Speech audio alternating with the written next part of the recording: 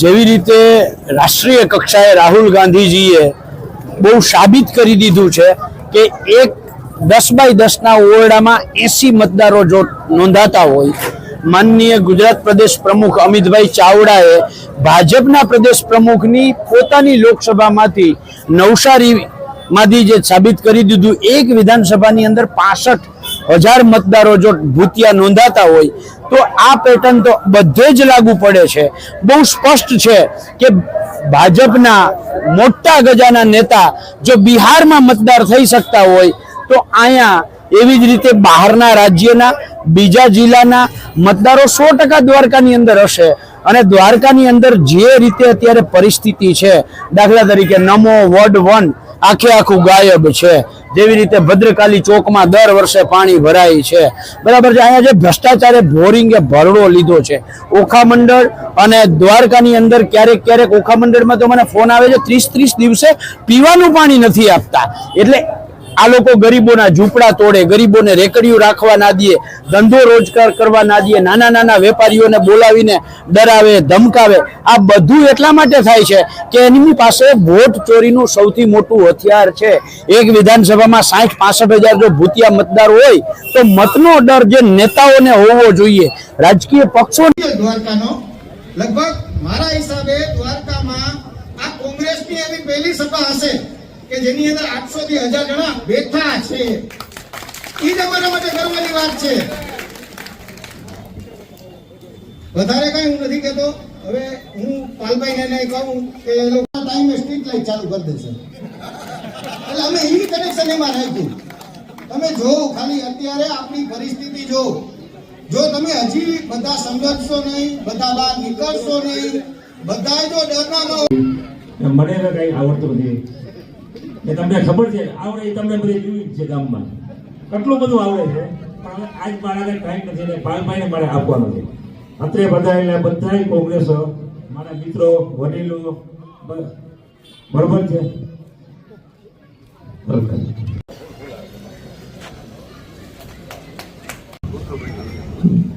જય ભારત, જય સંવિધાન। મંચસ બિરાજમાન મહાનુભાવોને, આગેવાનોને બરાબર, કેમ કે એ પણ આ સરકારમાં જ અત્યારે આવે છે, બરાબર, અને અમને કોઈ જવાબ નથી મળતો।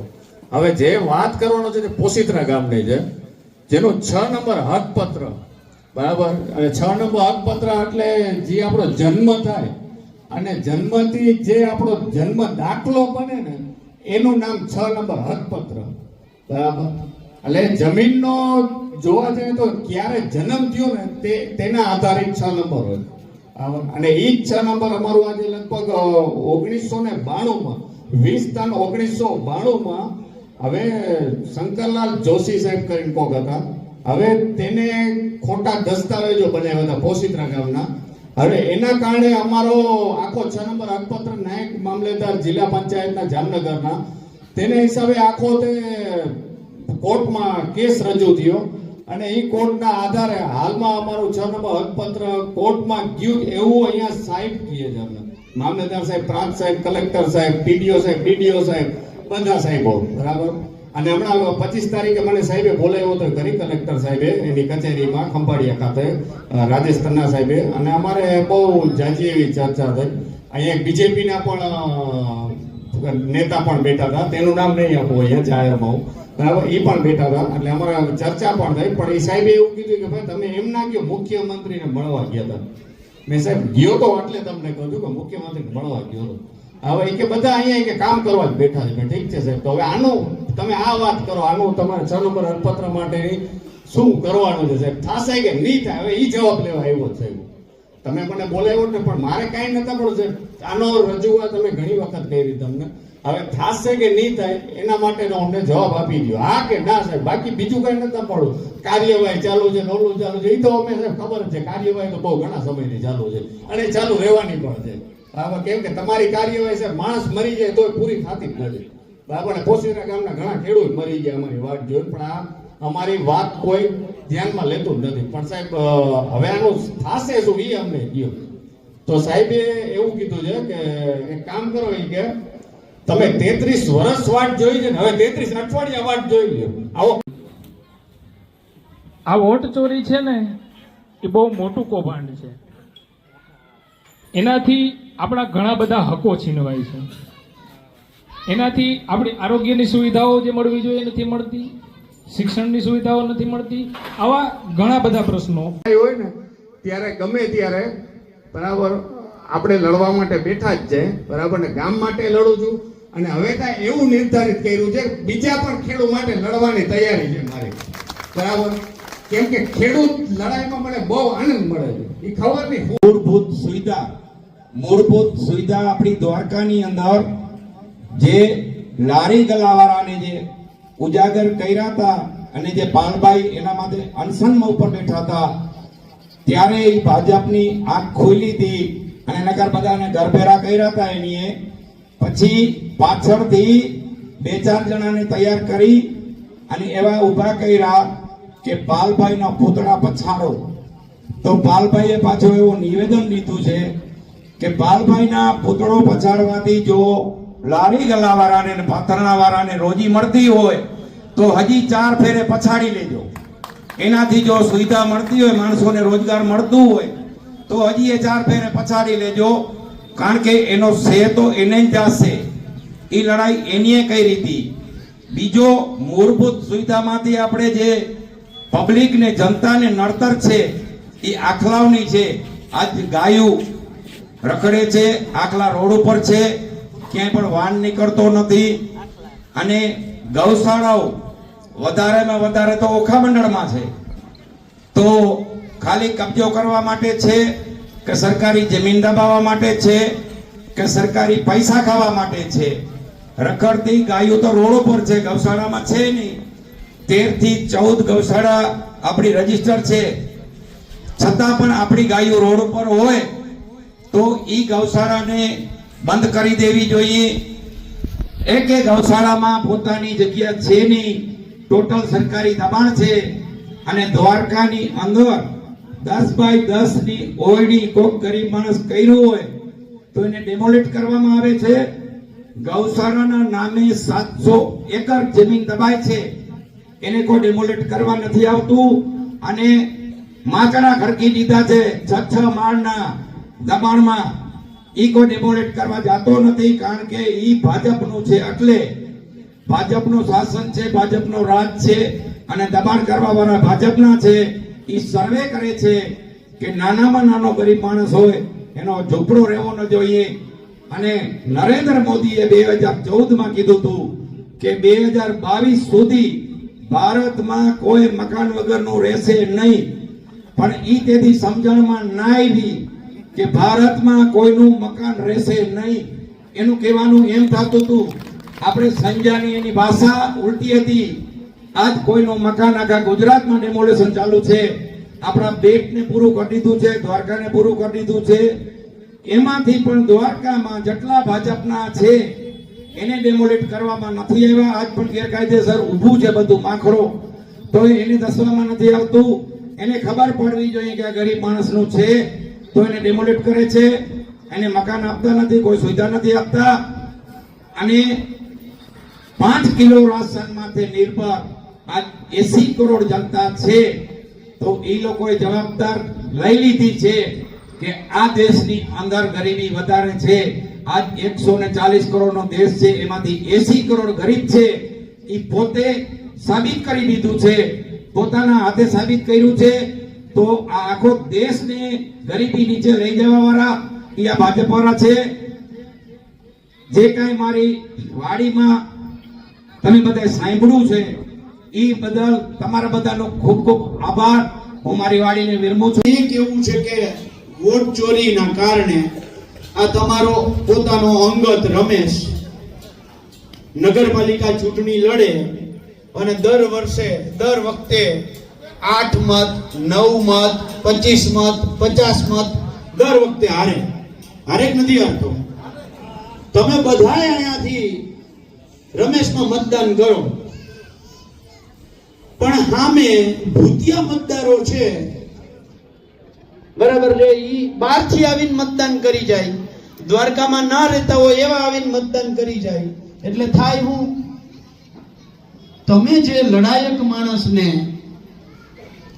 અહીંયાથી ચૂંટી અને આ નગરપાલિકાના તમારા વોર્ડના કામો કરવા માટે બધાય મહેનત કરો, પણ તેમ છતાંય રમેશ ને તમે જીતાડી ના હકો. એટલે થાય હું કે આ 6 માળનું બિલ્ડિંગ ગેરકાયદેસર ઊભું થાય. અહીંયા આ નજર સામે ઊભું છે, આ 6 માળનું બિલ્ડિંગ ગેરકાયદેસર ઊભું થાય. આ વોટ ચોરીનું પરિણામ છે. દ્વારકા જિલ્લામાં આજે શિક્ષક દિવસ છે આખા ગુજરાતમાં અને ભારતમાં, એટલે હું આ યાદ કરું છું. શિક્ષક દ્વારકા જિલ્લામાં ઓફિશિયલી 3150 મંજૂર થયેલા છે. એમાંથી 1550 શિક્ષકોની ઘટ છે. એટલે હું થયું અડધા શિક્ષકો નથી. હવે જે અડધા શિક્ષકો છે એ શિક્ષકોમાં સરકાર 70 થી 80 કામો ભણાવવા સિવાયના શિક્ષકોને દે છે. હવે ઓલા ભણાવે હું ભણાવે નહીં એટલે માણસ ભણી ના હકે.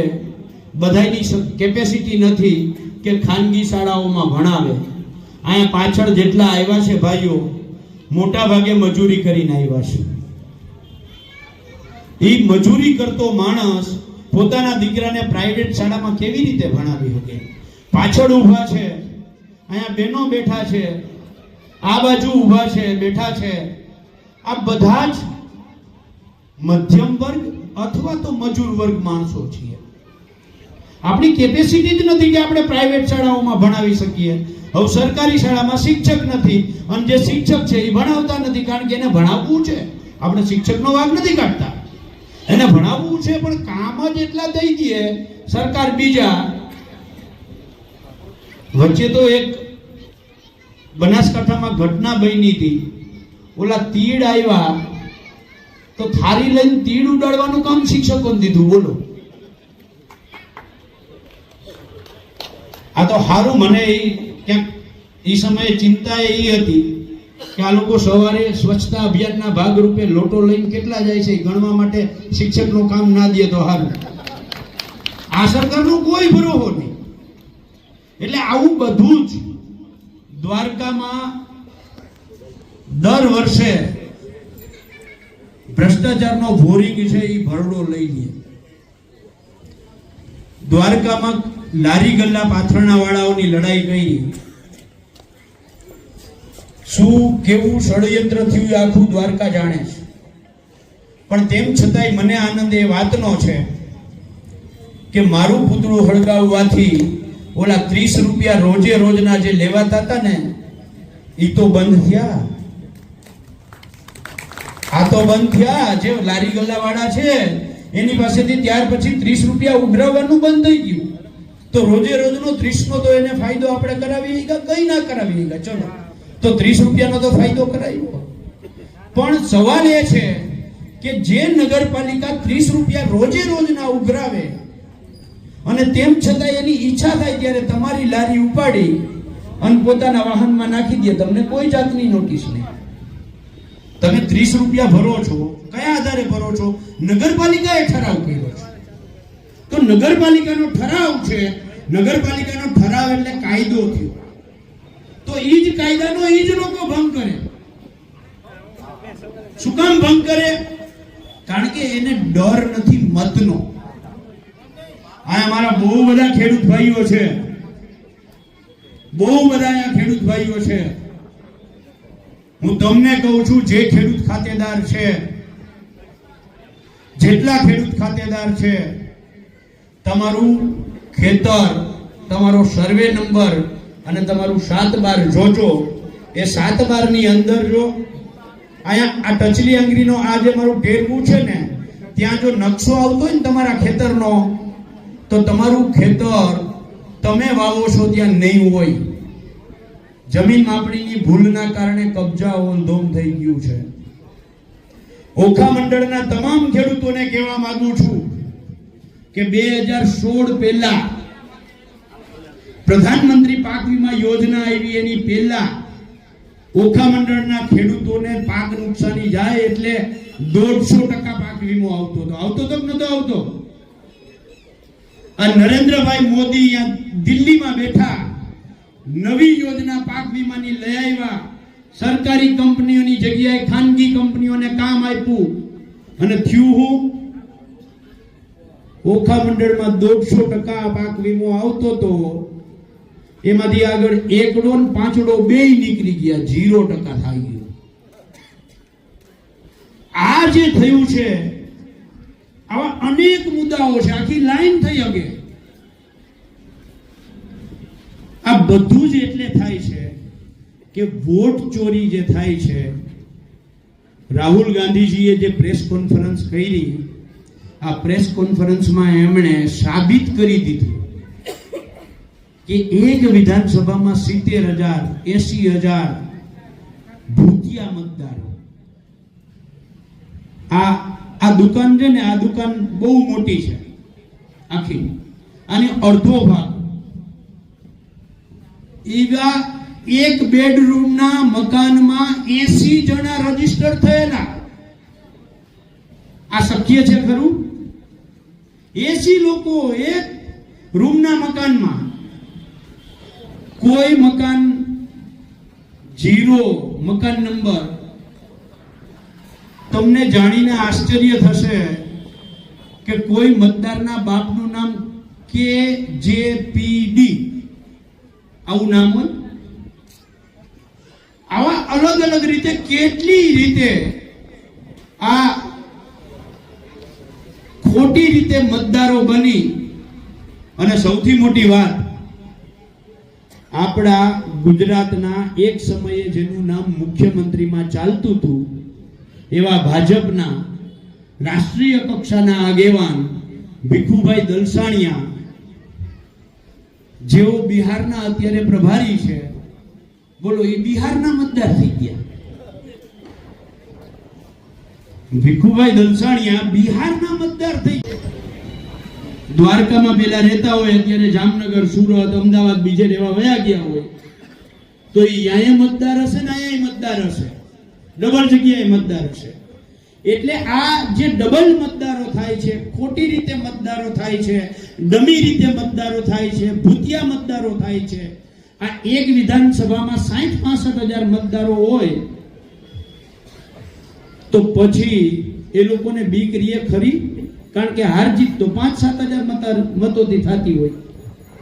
હવે 5-7,000 મતોથી જ્યાં હાર જીત થતી હોય ત્યાં 65,000, 70,000, 60,000, 40,000 ખોટા મતદારો આખી વિધાનસભામાં ઊભા કરી દે તો પછી હારનો તો ડર ના હોય. હવે હારનો ડર ના હોય તો તમારો પાક વીમો ભલે કંપની ખાઈ જાય, તમારી જમીન માપણીમાં ભલે ખેતર આડું અવળું થઈ જાય, તમારો ભદ્રકાલી ચોક ભલે દર વર્ષે ડૂબી જાય. ડૂબે છે ને? તમારા ડિમોલેશન ભલે ને થાય. આજે ઈદ જેવો પવિત્ર દિવસ છે, મારે યાદ કરાવવું છે બેટ દ્વારકા અને એમાં થયેલું ડિમોલેશન. હું પ્રમુખ થયા પછી જ્યારે મને ખબર પડી કે એ જે બેટ દ્વારકામાં ડિમોલેશન થયું એમાંથી 40-50 ઘરના લોકો તો એવા હતા કે જેને ઇન્દિરા આવાસમાં મકાન મળેલું છે. હવે જો ઇન્દિરા આવાસમાં મકાન મળ્યું હોય તો એ મકાન તો કાયદેસર હોય, એ પ્લોટ કાયદેસર હોય, તો પછી એ કેવી રીતે એ ડિમોલેશન ગેરકાયદેસર થાય? પણ આ લોકોને કોઈ જાતનો ડર નથી, અને ડર નથી એટલે એ ડિમોલેશન કરે છે. અને આપણે જ્યારે એમની પાસે જઈએ તો એમ કે તારું નહીં પાડવા દો, તું આવતી ચૂંટણી માર ભેગો રહેજે. દ્વારકામાં આમ જ થાય છે. હું આજે સત્તાધીશોને કહેવા માંગુ છું કે તમારામાં તાકાત હોય ને તો દ્વારકા શહેરની અંદર 2020 પછી જેટલી હોટલો બની છે ને એમાંથી એક પણમાં બીયુ પરમિશન નથી. પાડીને દેખાડો એને. તમારામાં તાકાત હોય સત્તાધીશો તો એસીસી કંપની અહીંયા હતી, આ એસીસી કંપની એ કાયદેસર ઔદ્યોગિક ઝોનમાં છે, કાયદેસર ઔદ્યોગિક હેતુ માટે છે અને એ લીઝ ઉપર હતી. આ લીઝમાંથી સેલમાં કોણે કન્વર્ટ કરી? આ ઔદ્યોગિક હેતુમાંથી રહેણાંક હેતુમાં કોણે કન્વર્ટ કરી? અને આ ઔદ્યોગિક ઝોનમાંથી ઝોન ફેર કોણે કર્યો? અને જો કોઈ ના કર્યો હોય તો એના દસ્તાવેજો કેવી રીતે થયા? તમારામાં તાકાત હોય તો અત્યાર સુધીમાં જેટલા અધિકારીઓ આ એસીસી કંપનીની જમીનના કૌભાંડમાં સંડોવાયેલા છે એને જેલમાં નાખો અને પછી ગરીબોના ઘર તોડવા આવો. આ તમે નહીં કરો કારણ કે તમારા ખિસ્સામાં પડી ગયા છે.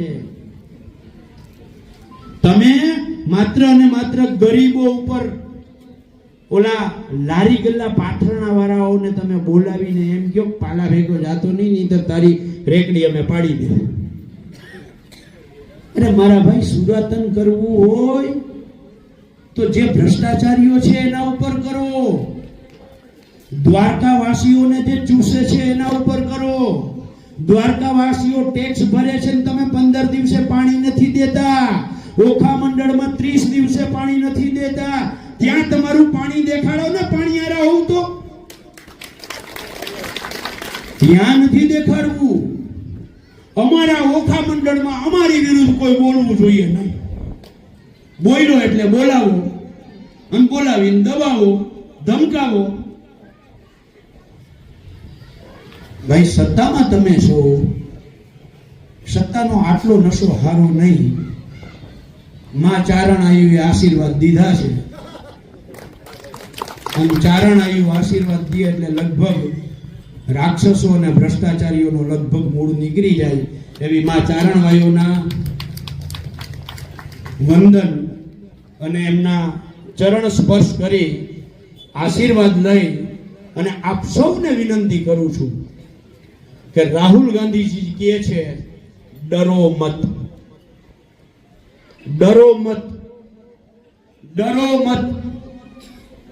આ તમે ડર્યા છો ને એટલે વધારે ડરાવે છે. આ રમેશ એકલો લડે છે. લડે છે કે નથી લડતો? લડે છે કે નથી લડતો? રમેશને કોઈ ડરાવ્યો? રમેશને કોઈ ડરાવ્યો? તો રમેશને 2 હાથ છે, 2 આંખું છે, 1 નાક છે, માથે વાળ છે. આપણે બધાને ઈ જ છે. તો રમેશના ડરે તો આપણે શું કામ ડરીએ? અને તમે તો ભગવાન દ્વારકાધીશના શરણોમાં છો. સવારના પોરમાં દિલથી પ્રાર્થના કરો કે ભગવાન દ્વારકાધીશ, મેં કોઈનું ખોટું કર્યું નથી, મારે કોઈનું ખોટું કરવું નથી અને તારા આશીર્વાદ જોઈએ છે, લોકો માટે લડવું છે. હું અભિનંદન આપીશ અહીંયાથી દેવાભાઈએ જે હમણાં વાત કરી પોશિત્રાની. આવા લડાયક લોકોને બહાર આવવાની જરૂર છે. તમે લડો, તમારી હારે આખે આખું આ મંચ ઊભું છે. જ્યાં જરૂર પડે એ આખું મંચ તમારી હારે છે. પણ આપણા અધિકાર માટે આપણે લડવું પડશે. આપણા અધિકાર માટે આપણે બોલવું પડશે. અને જો આજે આપણે નહીં લડીએ, નહીં બોલીએ તો હમણાં જ્યાં નાના નાના છોકરા રમતા હતા ને જ્યારે મોટા થશે અને કહેશે કે બાપા અમારા અધિકાર લૂંટાતા હતા તો તમે ત્યારે ક્યાં ગયા હતા? જવાબ દેવો અઘરો થાય. આજે આપણે નહીં લડીએ તો આવનારી પેઢી માટે ખતરો છે. આજે આ બાળકી છે ને, આમના ભવિષ્યનો ખતરો છે. આ છોકરો રમે છે ને, એના ભવિષ્યનો ખતરો છે. તમારા માટે તમે ના બોલ્યા, સહન કર્યું, પણ આના માટે તો બોલો, આના માટે તો બહાર નીકળો, આના માટે તો લડાઈ કરવા આવો.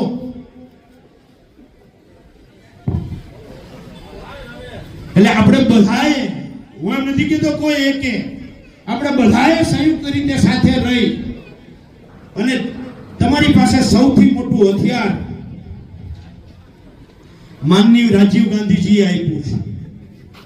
આ મોબાઈલ, આ ઇન્ટરનેટ, આ ક્રાંતિ આ માનનીય રાજીવ ગાંધીજીએ આપેલી છે. અને તમને બધાને જાણીને આશ્ચર્ય થશે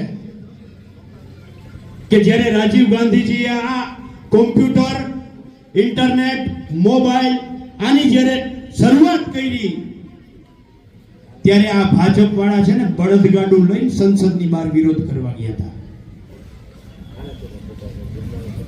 તમારી પાસે આ હથિયાર છે. તમે બધાએ જો જોયું હોય તો ભદ્રકાલી ચોકમાં મેં એક લાઈવ કર્યું હતું ફેસબુક કે ભદ્રકાલી ચોકની કેવી હાલત છે, કેવું પાણી ભરાય છે. તો મારી પાસે મોબાઈલ છે, હું લાઈવ કરી શકું છું. તો તમારી પાસે મોબાઈલ છે, તમે લાઈવ કેમ ના કરી શકો? સૌથી મોટું હથિયાર છે. જ્યાં ભ્રષ્ટાચાર દેખાય ત્યાં ફેસબુકમાં લાઈવ કરો. લાઈવ ના કરી શકો તો વિડીયો બનાવો. વિડીયો બનાવીને લખો કે આ જગ્યાએ આવું થયું છે. પણ લડવા માટેની તૈયારી રાખવી પડશે. જો લડશું નહીં તો ખૂણામાં બેસીને રડવા સિવાય બીજો કોઈ વિકલ્પ નહીં રહે.